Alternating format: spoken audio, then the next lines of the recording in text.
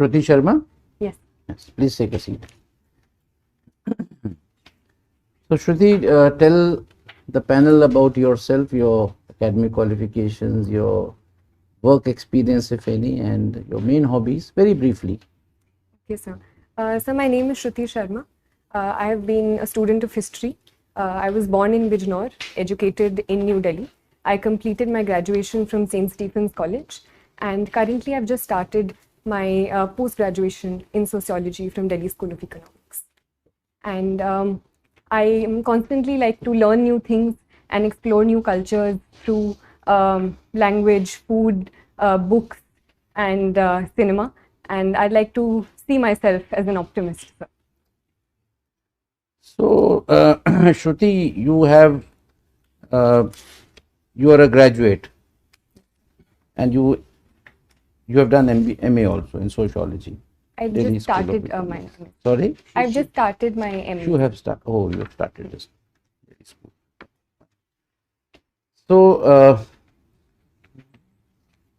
with the Stephens, in your background, and with the Delhi School of Economics, both are so internationally known institutions. I do not know what you had in mind initially, but why civil services? So there are a number of reasons why I want to pursue this profession. Firstly of all, sir, I believe that I have had a certain privileged background, and therefore I always wanted to do something in which I could give back to society in some way and bring about some sort of change in people around me and give other people an opportunity to have the sort of privileges that I have had, sir. Secondly, I believe, sir, that on a personal level, I believe the diversity and the scope that these services provide can be an avenue for great personal growth and an avenue for learning a lot, which it would provide me, sir. Okay. So, Shruti, you are from Delhi. Now, how the safety of women, the perception about safety of women, has changed over the last, say, about 10 years, ever since Nirbhaya happened? Yes, sir. So, the Nirbhaya incident was a turning point in terms of the global discussion that happened around Delhi regarding women's safety. So, in a sense, it was a turning point, and a very bad incident set the precedent for a lot of good steps that were taken post that time period. So, a number of steps have been taken since that time period by the union government and the Delhi government in that regard, ranging from the Nirbhaya Fund to certain steps by the Delhi government to increase CCTV coverage and reduce dark spaces, to also increasing scope for better mobility for women, be it in the space of women marshals in the buses at that point. So I think a certain progress has taken since that time period. Shruti, have you heard of a matter going on, Hindu minority status? Yes, sir. So I just recently What is read the in the issue, news. if you can just throw some light? So, in the limited knowledge that I have currently, sir, about the topic, it is about the authority of the state versus the center in deciding the status of minorities with respect to religion. So there have been certain cases, as far as I recall, sir, such as the TMA Pi case, which talked about whether the minority status can be decided on a state level in terms of religious minorities, or it can only be decided in terms of the central government. So I think that is the issue. No, but this is primarily related to Hindus being given minority status in those states where they are in minority. Presently, even if suppose in the case of, say, Punjab or JNK, right, Yes. where Hindus are in minority, but the actual minority status is given to those who are in majority. So a PIL is in Supreme Court. Yes, sir. The center has asked Supreme Court to consider this, that we would like to give minority status to Hindus in those states which I have mentioned. Now, since I have already given you an idea, what are your views about it?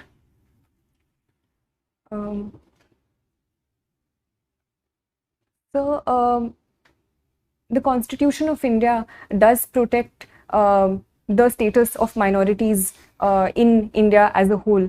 And so I believe if for certain purposes and for certain positive reasons, the Supreme Court does decide to give minority status in a particular state to reduce atrocities against certain sections within the state, it can be a positive move.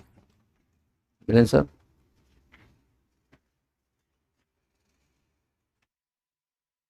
Question, I'll take it on. You see, the Supreme Court does it. Supreme Court in no way is in a position to stop atrocities. It will only adjudicate a matter in view of the constitutional scheme. What does the Constitution provide? So how do you think it would stop atrocities on minorities, religious minorities at that? So if it can provide in the future a certain safeguards that the minority status can provide and certain special steps that can be taken for minorities in a particular state. Can you give any example when Supreme Court has provided safeguards, laid down safeguards?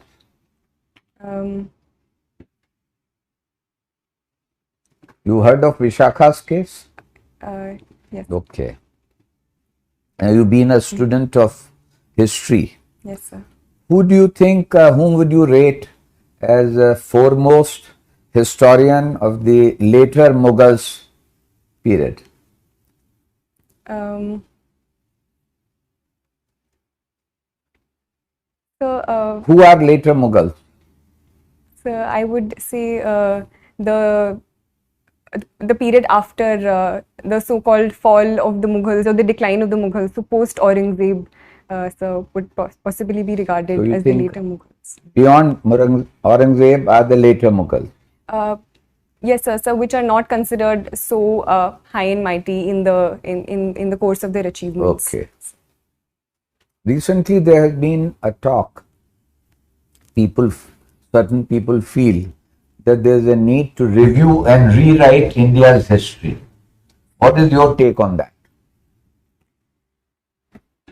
So I personally believe that the writing and rewriting of history has been a continuous part and parcel of history since time and forever.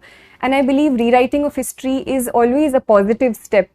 But at the same time, I believe this rewriting should be based on certain facts that history recognizes and the range of sources that history as a discipline recognizes. So if the rewriting is done in that regard, it can only lead to more positive debate and discussion in the long term. What do you understand by Warsaw Pact? So the Warsaw Pact was a pact signed in 1955 in the context of the Cold War, led by the Soviet Union. It was a security pact formed in the context of the formation of the NATO and an opposition to the NATO, sir. I have another question from history, on history. Yes. What was standstill agreement? Sir, I can't recollect at this point. Okay. In your resume, I found that you took part in parliamentary debates. Now, how are the at school or college level debates different than parliamentary debates? Sir, in college there are a number of formats of debate we participated in, ranging from parliamentary debate to conventional debating to turncoat style of debating, and there were a lot of variations there. The structure of the debate is a 3-on-3 format. So while certain positions were the same, such as opposition, leader of opposition, there was a whip speech as well. But I believe the parliamentary debates at school were on a particular topic. They were more structured and within a certain time limit, sir. As compared to parliamentary debates in the parliament, I do feel that sometimes they are quite long and are not in a point-to-point format as we discussed in school and college. One of your pastime or hobby is exploring word cinema. Now, what is exploring word cinema? What does it involve? How do you explore it? So the reason I chose the word explore is because I am no authority on world cinema, and I like to see and look at movies as they come to me, and as one leads to the other. So ranging from Iranian cinema to cinema of Hong Kong. You are not a student of languages. So other than Hindi and English, what language do you know? Sir, I have tried to learn reading and writing Urdu, so I know the Urdu script. I like to learn a few phrases here and there from my friends who are from different states. So you will explore world cinema from subtitles, is it? Sir, I believe world cinema is more than just dialogue. The very vocabulary of filmmaking and cinema, I believe, does not necessarily need language to convey it. Sir. So I think that is my interest in world cinema. And subtitles, obviously, sir, help me understand the story better. Have you heard the term soft power? Yes, sir. What does it imply?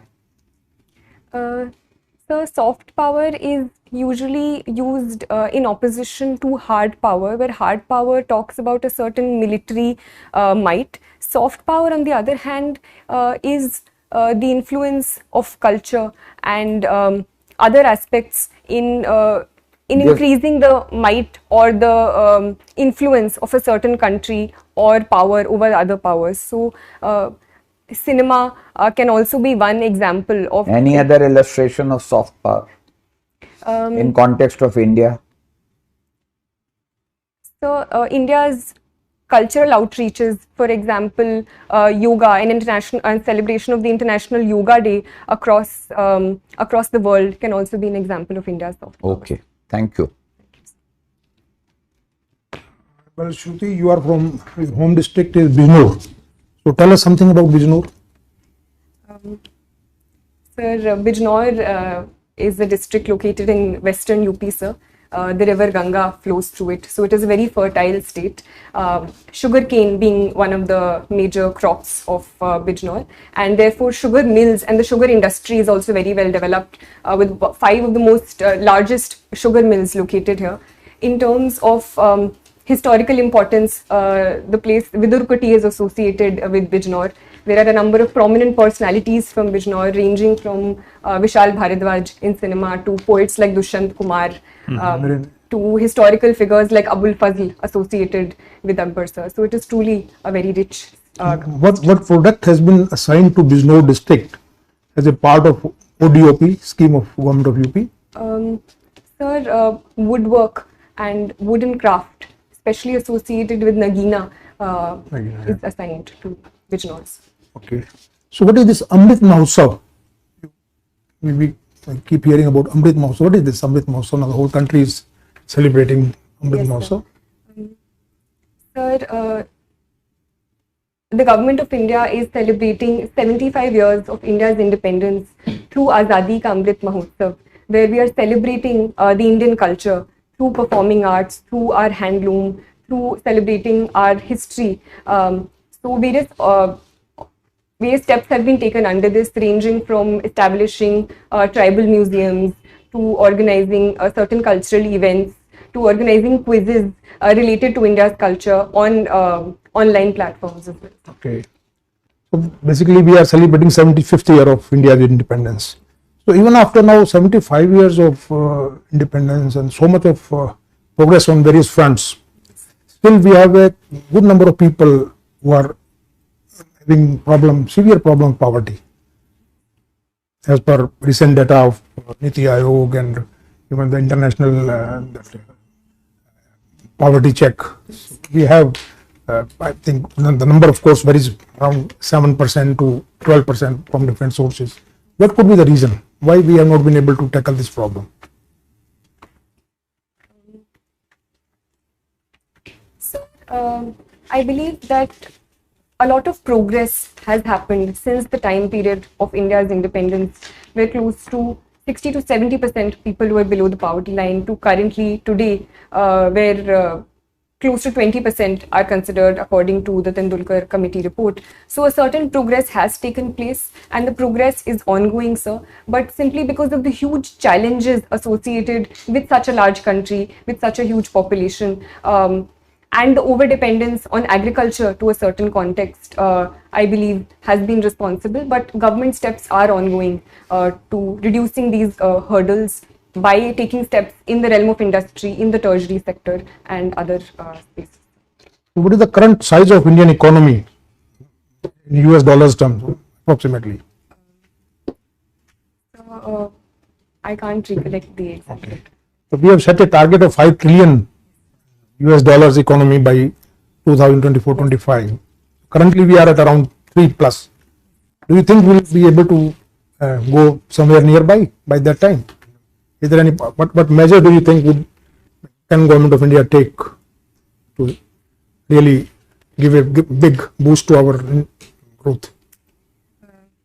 Yes, sir. So I do believe that I am an optimist, so I would say that we can surely reach this level. Certain obstacles are there, especially in context of the COVID pandemic and certain repercussions of the COVID pandemic, which have been on the global economy as a whole. But personally, sir, and as per the Niti Aayog report as well, infrastructure is one area where we do need to spend a lot of money in. So the Niti Aayog has said that $4.5 trillion dollars should be spent in infrastructure creation till 2030. So that is one area we need to work on and are working on. Secondly, sir, is the area of industry and manufacturing, which the government has also given a lot of importance to, especially the PLI schemes and Assemble in India programs, which we are encouraging. MSME is also one sector in the manufacturing sector. Through various Mudra schemes we are pushing forward. Thirdly, sir, is agriculture, because more than 50% of our population is dependent on agriculture, and unless and until we tap on that front and diversify and add more value added products to agriculture, that can't be done. So in that context, giving importance to food processing industry is important, and bridging the gap between the farmer and the market through technology is also one step. So what is the scheme for basically promoting this food processing industry launched by the Government of India? So there is this scheme, I can't recollect the name, but it PM Pradhan Mantri Kisan Sampada Yojana.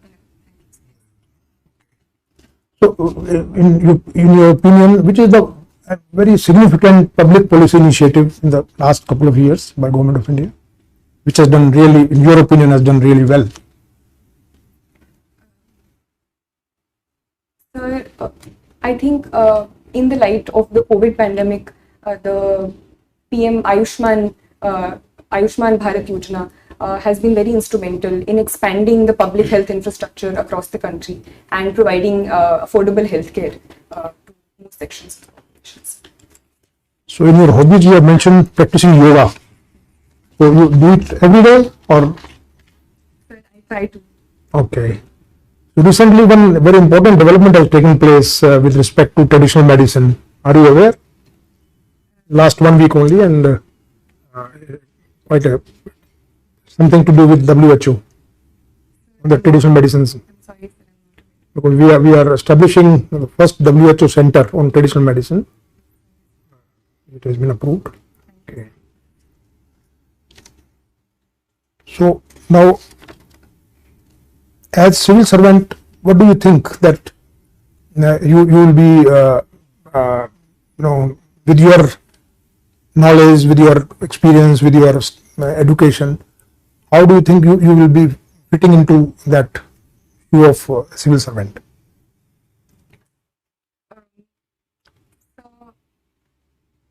Sir, as per my background, I feel that my background in history can help me understand present social realities in a more wholesome way, and therefore solve them using that background of history and the social sciences, sir.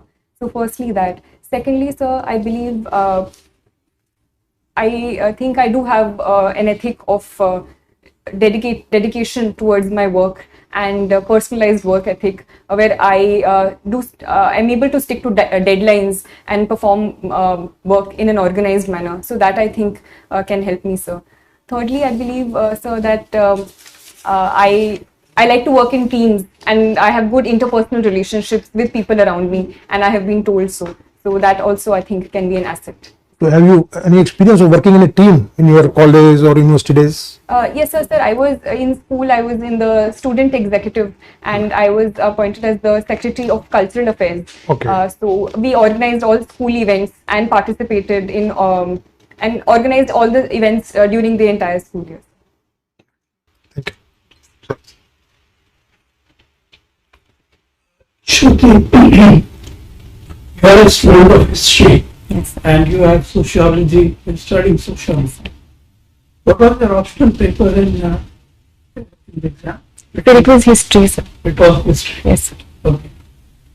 What stand has India taken on the Ukraine war? So Ukraine, so India has taken multiple stand on the Ukraine war. It has taken a very assertive stand in first and foremost condemning the violence perpetrated by both sides. So, and it says that it is bound by the UN Charter and stands for UN Charter and territorial integrity and sovereignty of any nation. It has also been talking to both sides and arguing for and asking for a position of dialogue and diplomacy to solve the war and a complete cessation of conflicts. What is India's voting record in the UN Security Council and General Assembly? Sir, I'm sorry, sir. In the context of the Ukraine war, so India has abstained from any resolutions by either of the two sides condemning the other. Sir. Is abstaining meaningful, or does it mean that doesn't mean anything? Sir, in the context of India, I think it is a meaningful stand, and it helps India maintain its strategic autonomy on the issue and upholding its national interest in both cases, at the same time providing itself an avenue for talking to both sides simultaneously and not antagonizing any of them. Do you think India's relations with Russia, those relations with Russia are also a factor in this decision? Sir, I believe that India has categorically condemned the violence that is happening. So that is a constant thing which has led to this decision. But at the same time, it has also abstained in the context of making sure that it does not antagonize both sides and at the same time maintains its strategic interests. So. Why is the US so keen to expand NATO to include Ukraine? Why?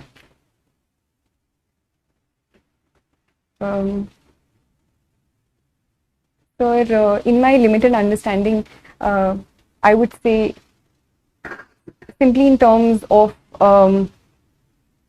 the conflict with Russia and the antagonism with Russia and USA has been on since the Cold War, and simply in terms of increasing its sphere of influence and is something that the US has in mind, especially after the Crimea annexation in 2014 as well. What did Biden say in his speech in Poland? He came out with the real intention to, what was his real intention in extending NATO including Ukraine? Sir, I'm not aware about this exact He said statement. we want to change the regime in Moscow. It's regime change. Okay. And Russia is the real time. Okay, second question. You must have read about the partition of India. Yes, sir. In your view, who was responsible for partition of India? Because different people are saying different things. Some are saying Jinnah was responsible. Some of our own stalwarts are saying Nehru and Patel were responsible. In your view, who was responsible? So,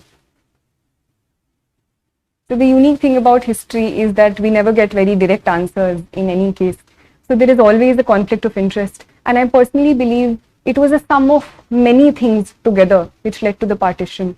And it was especially the political developments which happened in 1946 and 1947 due to the political violence and the violence which happened in Bengal and Punjab during that time, starting from the Direct Action Day, as well as the role of certain politicians such as Jinnah, and the political mobilization that happened after that, which ultimately led to the partition, along with the role of the British governments.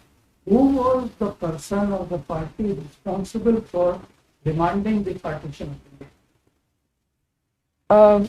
Sir, it was the Muslim League led by Jinnah. Masters in sociology. Okay. So tell me, is an individual shaped by society? Yes, sir. Sir, I do believe that an individual, right from his or her birth, is constantly shaped by the society he or she lives in. Okay. Okay. What is your view on taxation on digital currency?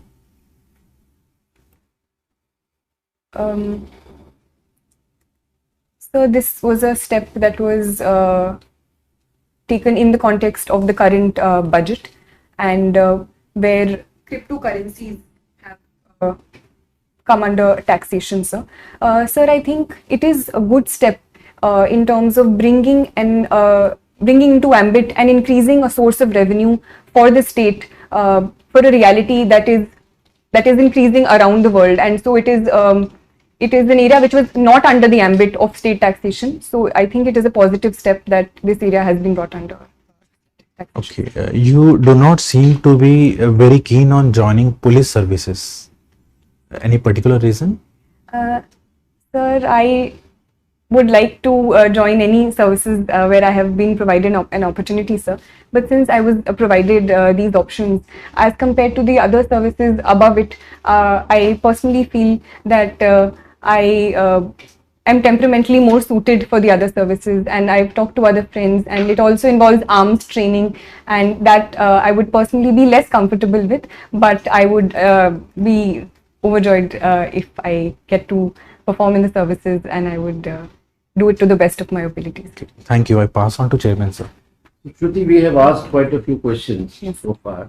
Any question which we may not, any topic which we may not have covered, or some topic which may be of your choice, you would like to ask the last question from the subject of your choice? The poetry is something that I... So poetry, tell me which kind of poetry you recite or write, English, Hindi? Sir, I like to read Hindi, English as well as Urdu poetry, sir. But one of my favorite poets recently is Sarveshwar Dayal Saxena, sir. So tell me, how have poetries helped in the India's freedom movement?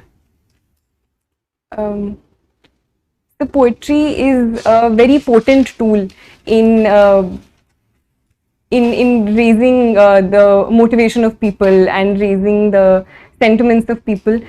So poetry has been a very important part of the freedom struggle as well. One immediate example that comes to my mind is Faiz Ahmad Faiz Subh Azadi, which was in association with the freedom struggle and the partition specifically. So thank you, Shruti. So Shruti, we have good 10 minutes for feedback. Our strong point is that we give, so long as you say that I don't need anything more to know, we will not let you go. Okay, so give your own assessment about how your performance. Sir, I think my performance was okay, sir. There were a few questions that I feel that I could have answered better. So there was a certain question about Ukraine and Russia, where I felt I was repeating myself, so that I. But we didn't feel it. Okay. What else? So there were a few things I couldn't recollect, like the standstill agreement and things that I think I should have answered, like the Biden speech, as well as a factual question asked by Sir. So there were certain things which I should have known about the yoga and Okay. WHO, which I couldn't recollect at that. Right. So Shruti, the panel's assessment is, one or two questions not answering, not knowing the facts, really doesn't matter.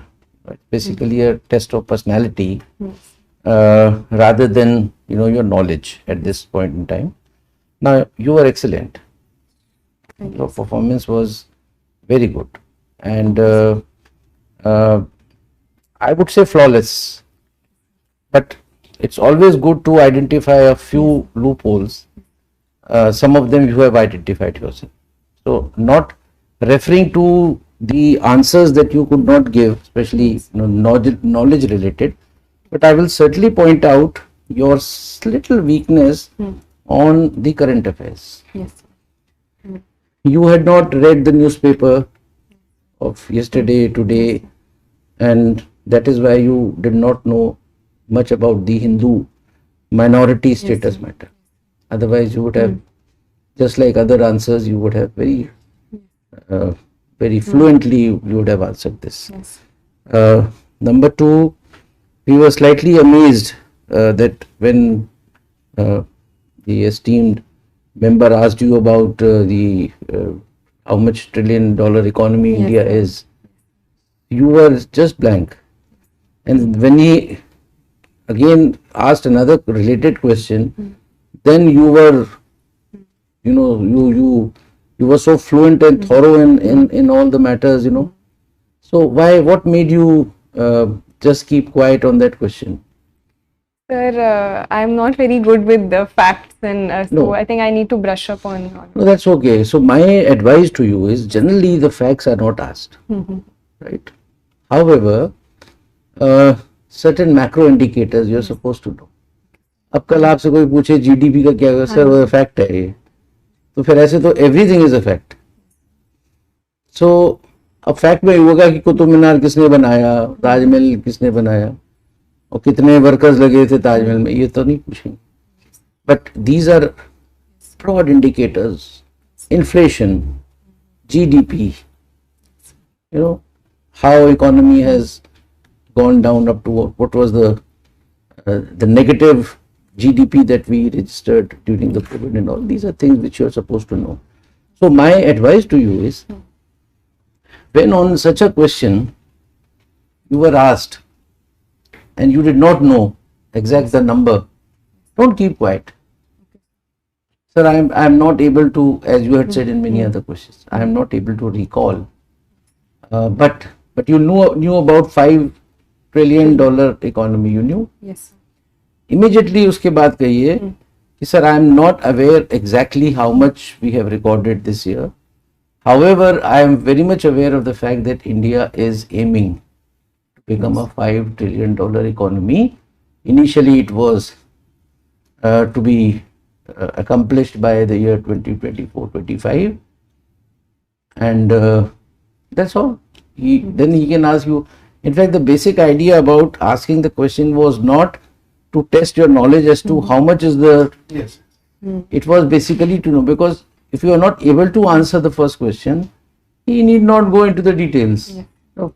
No point in embarrassing the candidate by asking a question again and again जिसके बारे में आपने पहले ही surrender कर दिया. So have you understood? Yes, sir. If you know a little bit about it, you can always say, sir, I am sorry, exact, I do not know. Then he may say, just guess. Now, that also would not be done. But even you cannot say somebody, I was told in the mock interview that you will not ask such a question. You can't. उसका जवाब तो देना ही है. कई बार hazards भी आ जाते हैं. जी sir. But there are certain norms, rules, but there are certain hazards, which are away from the norms and rules that you have to be prepared for. Thirdly,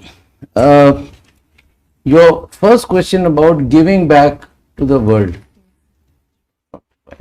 You mentioned 2 points. Yes. Giving back what I have accomplished, the privilege. Now, what privilege? You are just 24 years old. अभी तुम्हें दुनिया ने दिया क्या है? right? You can say when you are at the fag end of your career, maybe people like us who have retired, we are giving back to Chair Academy, our experiences. So at this point in time, this answer is not apt. But second thing that you mentioned about diversity, you expand that a bit more, right? So public services, the basic difference between whether you are an academician, whether you are a corporate in corporate sector, when you have to choose the civil services, the first thing is that you are joining a public service. You're keen on public service. That is the uniquest part about civil services. तो public services में कई बार ये भी पूछते थे, public service करनी थी तो you should have become a leader, political, you should have joined politics. Yes. Somebody can ask you. So you can, find an apt reply to that, but वो पूछेगा नहीं ज़्यादा. So these are the 2-3 things which otherwise in terms of communication, in terms of your body language, in terms of your confidence, in terms of your fluency and the use of words, Shruti, I must say that you selected such rightmost words, to explain your point. That's your strength. So we have assessed you as 70%, which ours is the highest. So you have begun with a good note in the morning, and any questions if you have.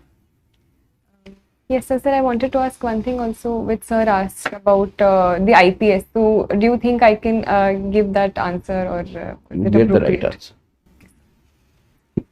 Yes. Please, I share everything which the chairman has said.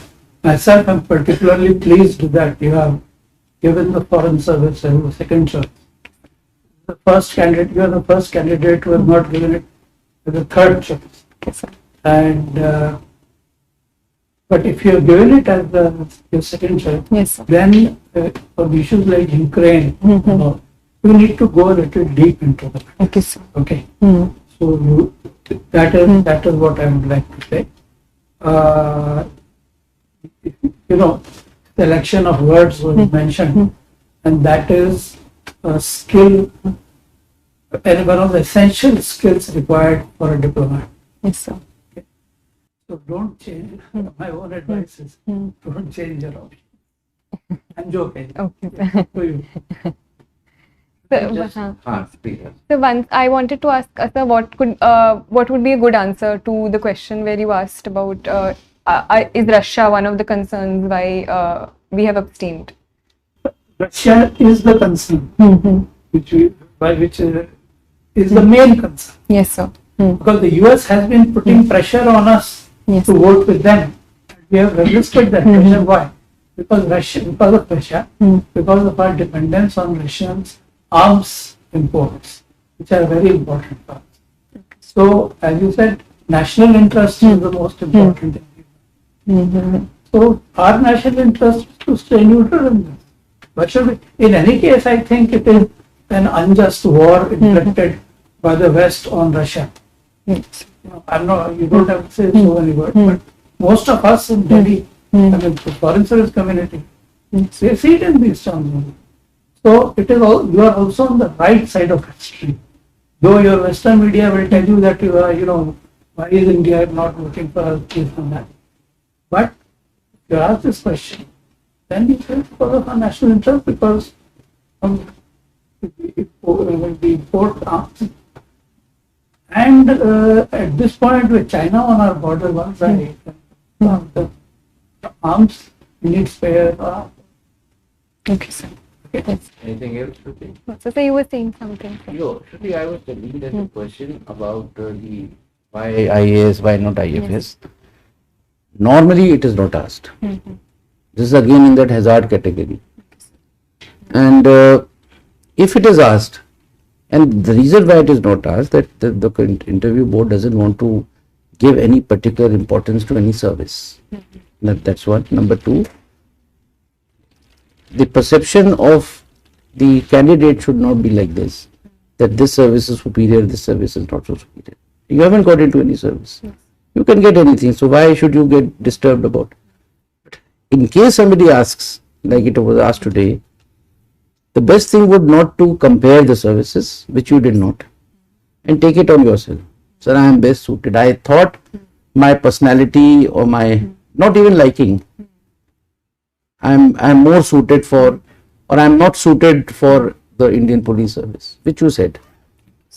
Without criticizing, sir, a lot of foreign, this is a lot of traveling, I want to be in India, this, that. Or my father said this, mother said this. No. Just take it on your own. You are more, I think, suitable for this particular service. So I thought that I'll do justice with that service if I get it. You can use the word temperamentally, which is a fact. It's not like me.